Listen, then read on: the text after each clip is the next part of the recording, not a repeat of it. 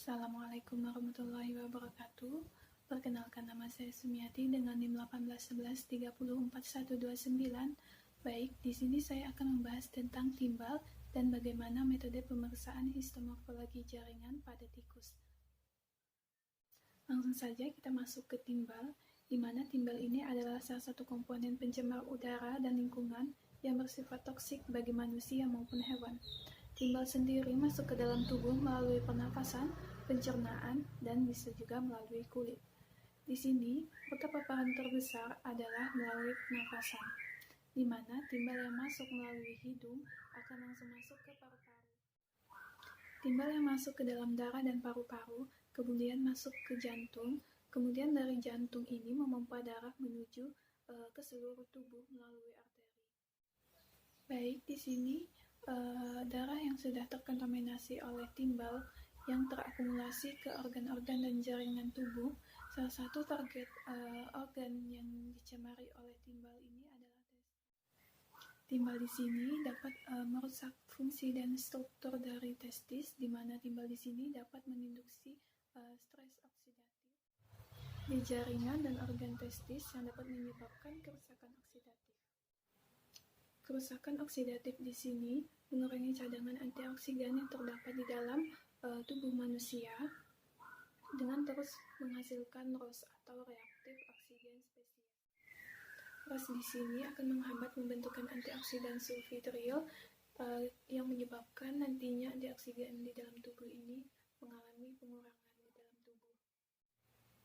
ROS di sini juga akan mendegradasi sel dengan merusak membran lipid, merusak protein, asam nukleat, dan menghambat DNA repair pada sel. Sehingga fungsi dan struktur dari jaringan testis ini mengalami gangguan. Selanjutnya dilakukan pemeriksaan histomorfologi, akan tetapi sebelum dilakukannya pemeriksaan histomorfologi ini, terlebih dahulu tikus ini dikumpulkan dan diberi paparan timbal. Kemudian pemberian paparan timbal ini bervariasi. Untuk menentukan variasi atau konsentrasi yang diberikan kepada tikus, dilakukan konversi konsentrasi yang digunakan pada tikus yang sesuai dengan berat badan. Selanjutnya, tikus yang telah diberi variasi paparan timbal dilakukan pembedahan dan dilakukan pemotongan jaringan testis pada tikus sekitar 3-4 mm. Kemudian dicuci bersih dan dikeringkan.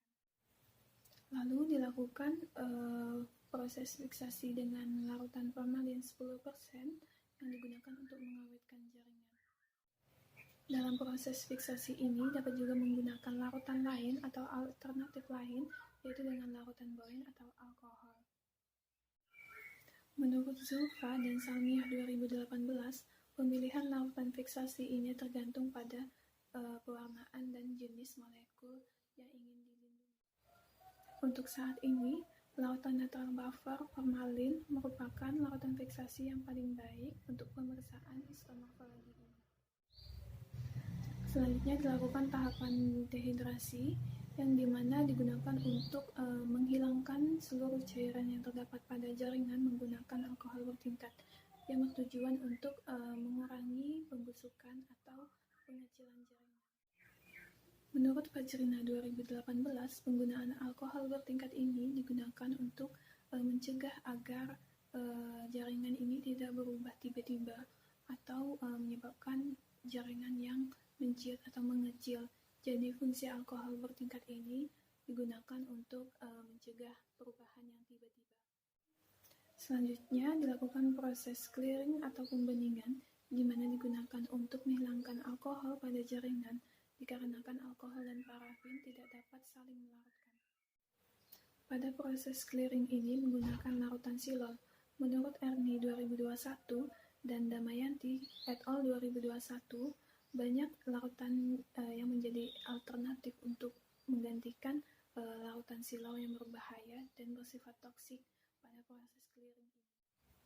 Di sini banyak larutan alami yang dapat digunakan untuk mengganti silol yang lebih aman bagi tubuh manusia. Salah satunya minyak gandapura dan mineral oil yang dapat digunakan untuk alternatif mengganti silol yang lebih aman dan lebih praktis juga, serta harganya juga murah dan mudah didapat dibanding dengan silau yang harga pasarannya tuh lebih mahal. Selanjutnya proses pembenaman dengan parafin untuk mengisi bagian yang kosong pada jaringan sehingga nantinya dapat dipotong dengan mudah. Selanjutnya dilakukan blocking dengan menuangkan parafin pada potongan besi yang berbentuk kubus, kemudian ditunggu lebih kurang 12 jam sehingga nantinya si parafin ini membeku dan lebih mudah dipotong serta bagiannya juga rata. Jadi ketika dipotong menggunakan mikrotum nantinya mendapatkan hasil yang lebih maksimal. Selanjutnya dilakukan pemotongan jaringan menggunakan alat mikrotum dan hasil potongan tersebut dimasukkan ke dalam water bath untuk deparafinisasi, menghilangkan parafinnya dengan suhu 45-50 derajat Celcius. Kemudian jaringan yang telah melewati proses deparafinisasi tadi ditempelkan pada kaca objek yang telah diolesi dengan Canada balsam selama 12 jam. Kemudian setelah 12 jam itu preparat jaringan tadi direndam dengan mineral oil sebagai pengganti silau untuk menghilangkan si parafinnya tadi. Proses selanjutnya adalah rehidrasi dengan alkohol konsentrasi tinggi ke rendah, di mana agar jaringan tersebut terisi air sehingga dapat diwarnai. Warnaan jaringan selama ini menggunakan safranin, eosin, methylene blue, dan hematoksilin eosin.